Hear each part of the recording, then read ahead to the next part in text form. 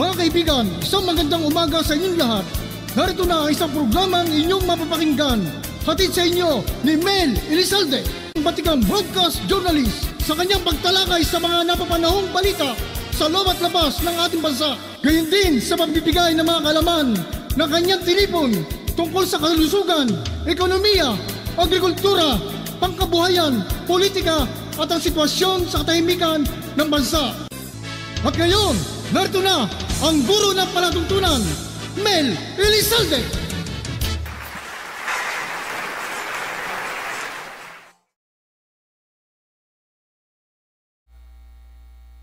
Magandang hapon po sa inyong lahat, mga minamahal naming taga-subaybay. Kumusta po kayo? At welcome po dito sa ating panghapong programang Kadiskarte with your Kadiskarte Mel Elizalde. Mula po sa ating Elizalde Broadcasting sa Kalakhang, Maynila. Ngayon po ay October 16, 2023, araw ng Lunes. At syempre, yung ating mga kababayan dyan na iba, medyo nahirapan yatang sumakay dahil alam nyo naman meron tayong jeepney strike ngayon.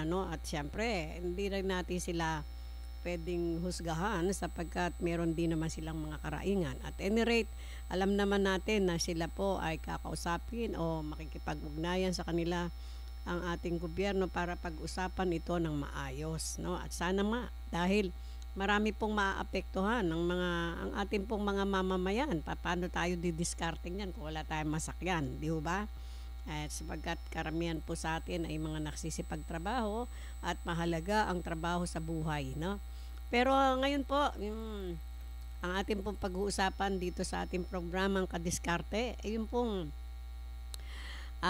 kailangang malaman ng mga taong alam itong mga tungkol sa social networking. Kaya nga dapat mong malaman sa social networking, Kasi hindi pwede yung banat tayo ng banat kasi marami po rin mga negative effect ito sa atin. Pero bago yan, pag-usapan po natin yung mga positibong epekto ng social networking, Alam niyo po, kung natatandaan nyo noong unang panahon o yung mga nakaraang panahon, pag nakikipag-usap po tayo sa ating mga mahal sa buhay na nandun sa ibayong bansa, sa ibang lugar, sa ating mga kaibigan, sa ating mga mahal sa buhay na nagtatrabaho sa ibang bansa, ay through telephone lang po tayo nag-uusap, At marinig lang po natin ang kanilang mga boses. Wow!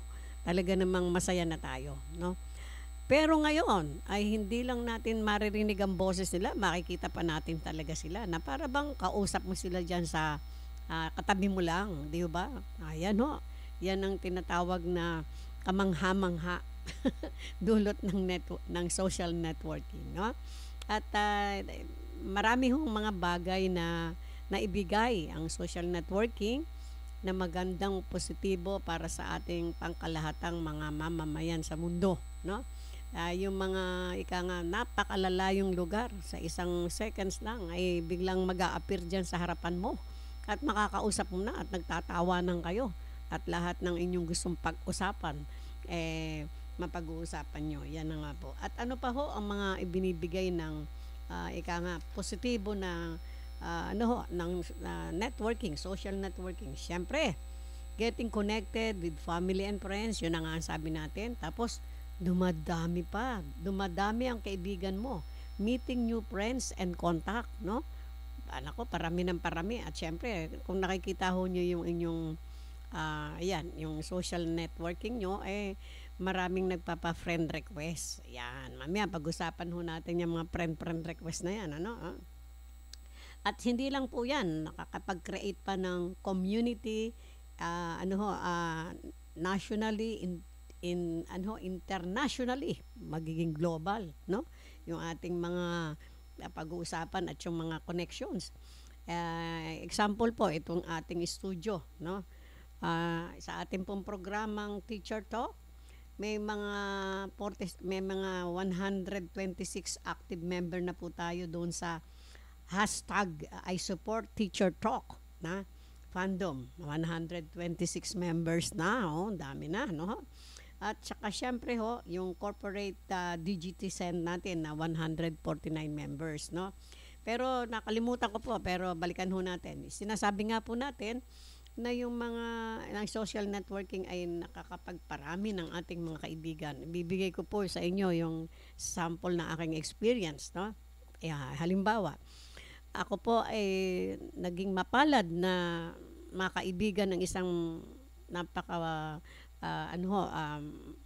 kilalang tao at saka isang magaling na professor, isang magaling na journalist. Walang iba kundi si Mr. Jaime Bitog. Alam niyo po, nabigla ho ako kasi nung tinignan ko ho yung profile niya, wow! Biruin nyo na nakaibigan ko po si Mr. Jaime Bitog, ang kilalang journalist at professor. No? Ako po yung natutuwan-tuwa at hanggang ngayon po ay magkaibigan po kami sa social media.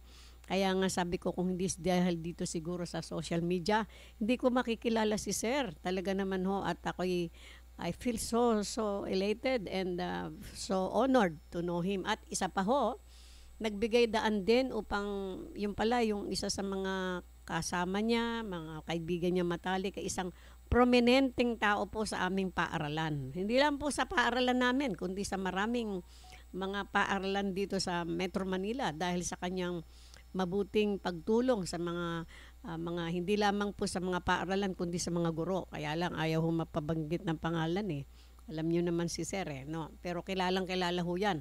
Pero pag ni-relate niyo ho na kaibigan ni Sir, ni Professor Jaime Bitog, alam na kung sino yung tinutukoy natin. Saludo po kami sa inyong dalawa, Sir.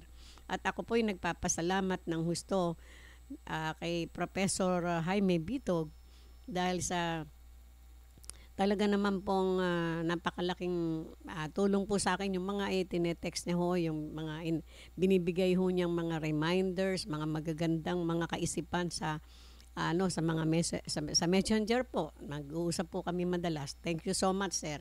So yan po yung isa sa mga malaking tulong sa atin ng social networking. Yan, no?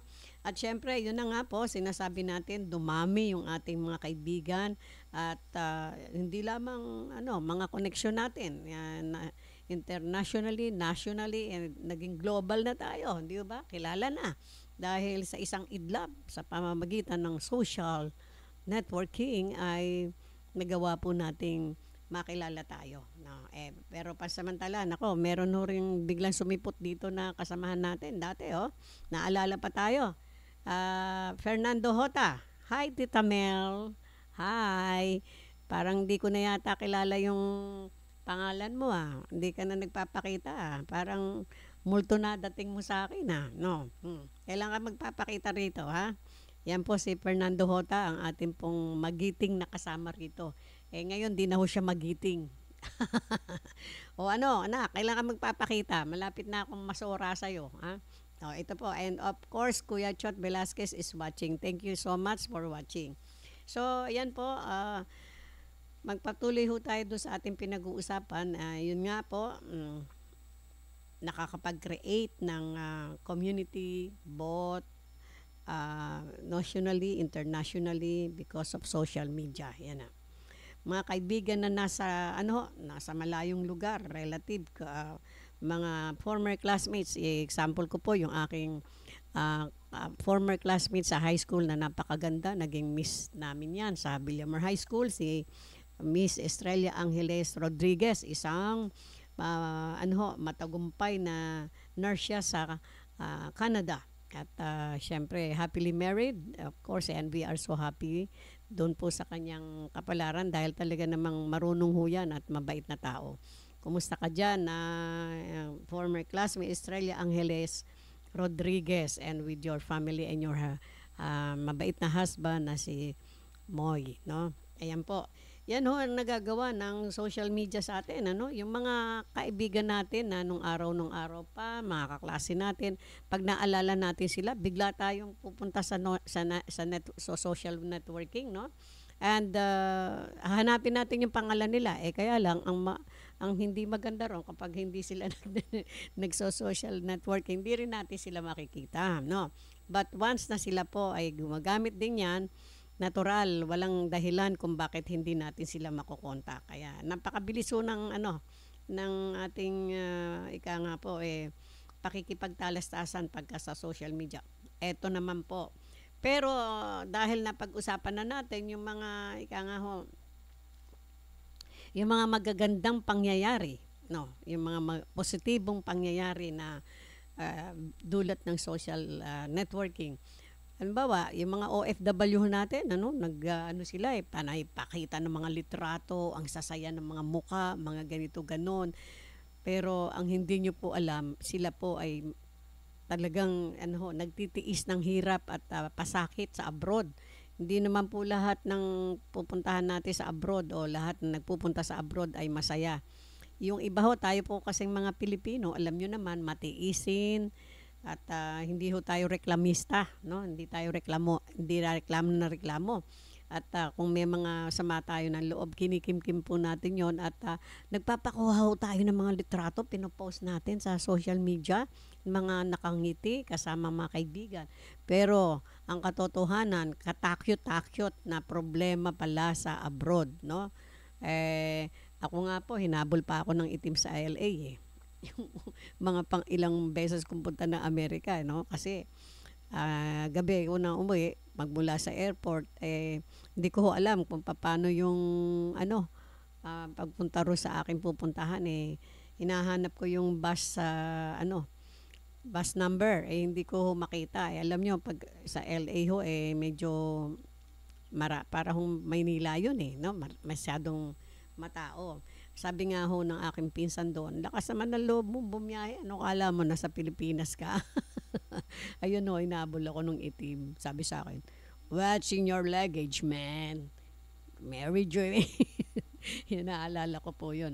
Yan yung mga sinasabi natin na tayong mga Pilipino, kahit na medyo nagkakaroon ng mga pasakit sa pangingibambayan, nakangiti pa rin tayo at yung mga kinikwento natin sa ating pamilya ay nga po, hindi natin kinikwento yung mga nakakatakyot o mga nakakaiyak na mga experiences natin kasi para wag na silang mabothered. But then, through pictures and other, lalo na ngayon, meron na nga akong social networking, nagpo-post ang ating mga nangingibambayan. But then, maganda rin ho yun. Pero ito nga po ang sinasabi natin, ano ang mga negatibo? Yan na nga po, yung mga negatibo, yung ating privacy ay nilulusob na rin, no? Ibig sabihin, bakit nilulusob?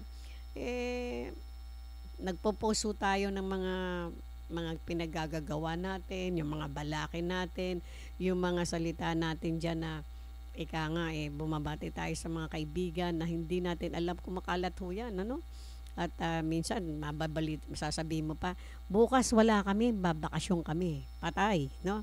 Hindi naman ho lahat ng mga andyan dyan sa social networking ay mga medyo, yung iba ho dyan, mga talagang nakikiramdam yan kung paano ba sila makakalusob doon sa bahay nung mayaman na yon o yung nalalaman tuloy ang inyong tirahan, no? At syempre, sa mga pinagsasasabi ninyo dyan, kaya beware kayo na nga ho, yung privacy nyo ay nadidivulge na, no?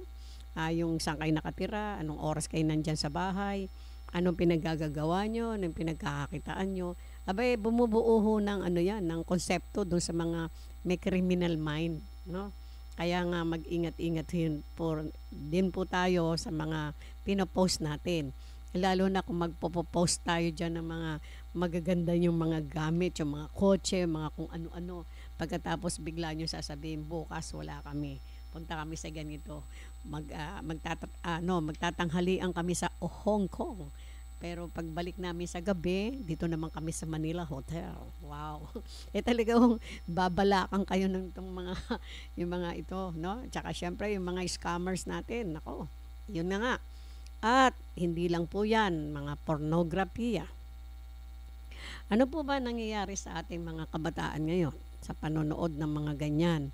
Ako ho, nagitla ako minsan dahil sa ako'y nag-scan ho ako dyan sa networking. Alam nyo, nakita ko po napakapangit na picture. Bakit ho ipinopost dyan? Nagulat ho ako nako, kung makakakita po nun ay mga kabataan. Kaya marami po sa ating mga kabataan, mga batang-bata pa, alam na yung kamunduhan, no? Napakapangit po niyan, no? Sana ay wag naman yung gamitin yan.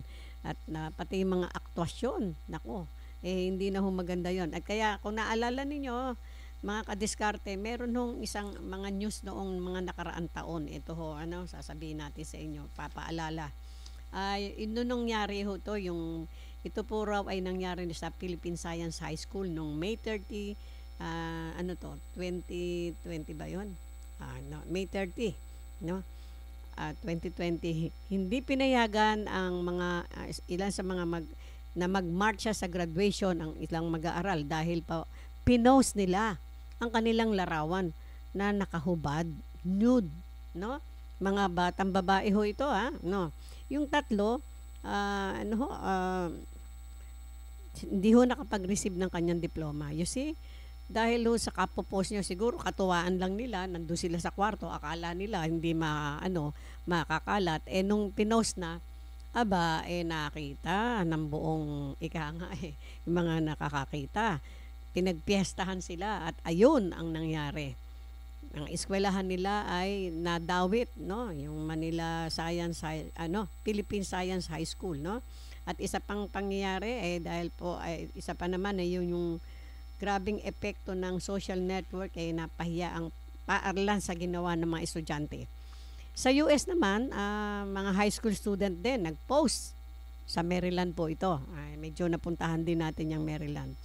Positibong nag-post din sila ng kanilang own nude photos, no? 2014 naman ito at sa social media yan ginawa nila. You see, alam niyo po pag nakita niyo yung mga high school students sa Amerika, magigitla kayo. Kaniriman ho sa kanila hindi naka-uniforme.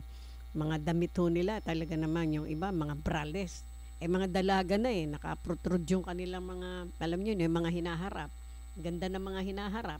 Tapos walang mga bra, talaga namang matutokso kayo dyan, no? At saka, isang teacher pinost ng estudyante, yung woman sued her former high school teacher, mathematics teacher to, posting her revenge porn site. Aba, may porn site na revenge pa, no? Ano ibig sabihin yan? Yan ho ay nangyari sa New Jersey, USA naman. East Coast din yan. Grabe, no? Nakita nyo ho. At dito sa atin, kung meron kayong nababasa, at ako'y maraming nababasa na ganyan, marami ho ang mga babaeng kababaihan na nagre-report na yung kanilang pagtatalik sa kanilang mga boyfriend ay tinatakot sila ng kanilang boyfriend na ipopost sa social media kapag hindi sila nagbigay ng pera. You see? Nakita nyo po yun? Kung anong kabastusan ang nasa isip at paano dudurugin ang inyong yung inyong katauhan, no? At syempre mag-iingat po tayo sa ating mga pagsasalita pagka kayo ay nasa social networking. Alala niyo po ba ito kasi ho ay hindi natin alam na magkakaroon ito ng magdudulot ito ng maraming pangmatagalang pinsala sa inyong katauhan, ito ho example. Kung natatandaan nyo, isang politika na nasa social networking siya, nagsabi ng mayroon na siyang batas na nagawa pero di niya naalala ang titulo ng batas. Parang sabi niya, ano nga ba yun? Pero nakalat na ho sa social media yon at ang tinagurian siyang sabi ng mga iba, engot daw, no? Kasi batas niya, hindi niya naalala. Parang ganon, di ba? Pero syempre, ang tao po ay nakakalimot. Tao lang po tayo di ba? At meron namang isang politiko dyan, nadugas o ibig sabihin, talagang nahubaran na siya sa social network. Bakit? Nakipag-meeting siya sa isang napaka-importanting meeting, pinag-usapan, na-sensationalize, hanggang ngayon pinag-uusapan. At ang mga salita niya ay talagang hindi maganda at talaga namang grabe. Tumayo pa siya at nilayasan niya ang nasabing meeting. Ano po yun? Nag-create ng hindi maganda sa social network. Di po ba? Mga taong nanonood dyan, mga nakakita. yun po ay magdudulot sa kanya ng pangmatagalang pinsala. Isa kang politiko eh. Siyempre, lahat po ng sasabihin ng politiko dapat aral, di ba? Sapagkat inaasahan po natin na kayo ang ating model sa lahat ng bagay, pagsasalita, no? Lahat po yan, talagang tutugisin kayo sa social media kapag barada yung mga sinasabi nyo at hindi karapat-dapat at hindi ka nais-nais, no? Teka ho, may nagbabati sa atin. Minerva Volante Bax is watching po. Thank you so much. Very much. At of course, ito po ang ating mahal na principal, Dr. Loida D. Diaz. Hello, Ma'am Mel. Nice program. Salamat po, ma'am. At belated happy birthday sa inyo. Birthday pala ni ma'am nung mga nakaraan. At salamat po, ma'am. At nako, nakita ko na naman si ma'am. Si Dr. Loida D. Diaz, ang aming pong former principal. One of the best principals dito sa Division of City School sa Manila. Thank you po, ma'am. At yan po, patuloy tayo. Ayun na nga, sinasabi natin. Be careful what you're going to say. Lalo na, yun na nga, politiko kayo. Konting salita nyo lang. Talaga namang pinag-aaralan ng mga tao yan sa social networking, no? At ito ito. Merong isa dyan, nagbanta pa, ang tapang, no? Pinagbantaan pa yung taong nagsasabi ng parang nagsasabi ng katotohanan lang ang gusto malaman. Nagbanta pa, hindi nyo po ba alam na yan ay naka-records at lahat ng tao ay nabasa yan? Hindi na kayo makatatanggi sa mga binitawan yung salita na baka magkaroon ng mga negative effects sa inyong career bilang isang politiko na may balak pa namang manumbalik sa politika. Nak ng baka. Bahala na kayo, hulaan nyo na yan kung sino yan. Nanonood naman kayo, di po ba? Pero nga po, minsan nangingiti tayo dahil sa nagugulat tayo sa mga salitang binibitawan at ang tapang talaga. Tapang talaga ng tatay mo. Yan po talaga, no? Hindi, yung tatay ko, matapang din pero namayapa na yung tatay ko, no? Yan ho, yung sinasabi natin. Kaya tayo ho, pagka medyo kahit na wag tayo magpapadala sa ating galit, no? Kasi syempre tayo ay model ng ating mga mamamayan sa lahat ng bagay. So, yan po yung mga pinag-uusapan natin. Dahil nga po sa social networking, tayo ay may mga enjoyment na nadarama na ating pong tinatamasa. At siyempre nga po, nakakarating tayo sa iba't ibang panig ng mundo because of this, no? Sabi nga po, daig natin ng television. Ano yung television? Hanggang dito lang yan. Babayad ka pa milyon-milyon. But when you are in social networking, wow, di ba? You will be heard as long as there is an internet all over the world. Kaya be careful of what you are going to say, no? Ako minsan sinasabi ko yung ganyan, kaya lang nadudulas din yung dila ko Kung napanood nyo po yung interview namin doon sa aming bisita, yung aming pong kasama na si Ray Buendia. Nako, nakapag-utter pa ng leche plan. Na sabi niya, siya noon, hindi niya namamalayan siguro, no po. Kaya nga sabi na, nagtawanan kami pagkatapos wala na, naka-record na hindi natin mababawi yan, no? Ayan po, kaya nga yun na nga yung mga medyo lalo na po, yan inuulit ko yung mga politiko, no?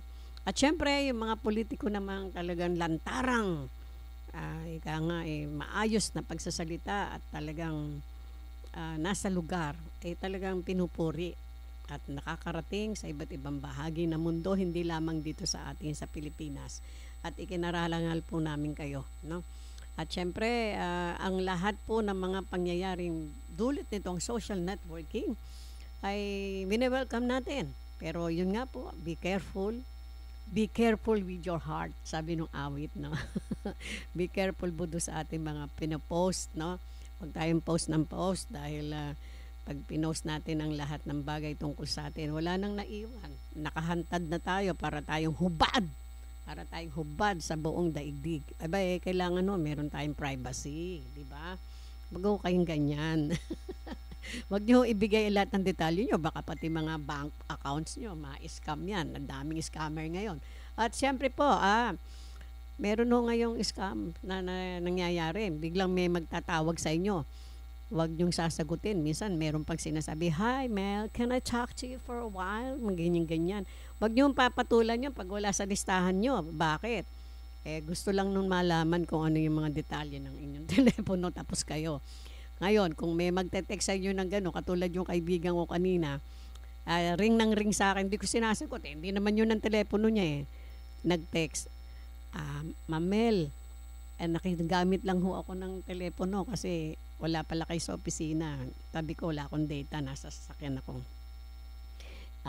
Telepono ng kapatid ko." Doon ko lang siya sinagot.